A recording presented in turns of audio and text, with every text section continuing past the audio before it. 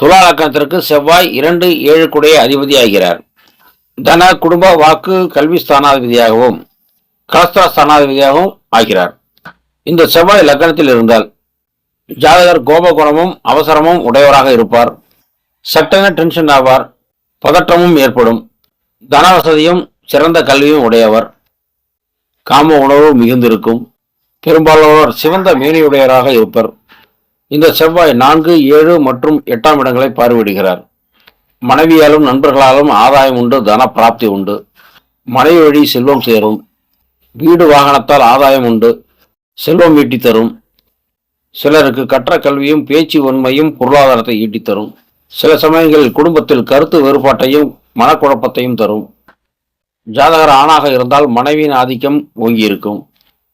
தாய்க்கும் மனைவிக்கும் இடையே அனுசரணை குறைவாக இருக்கும். கூட்டுத் தொழில் செய்வோருக்கு ஒரு கட்டத்தில் பிரிவினையை ஏற்படுத்தும்.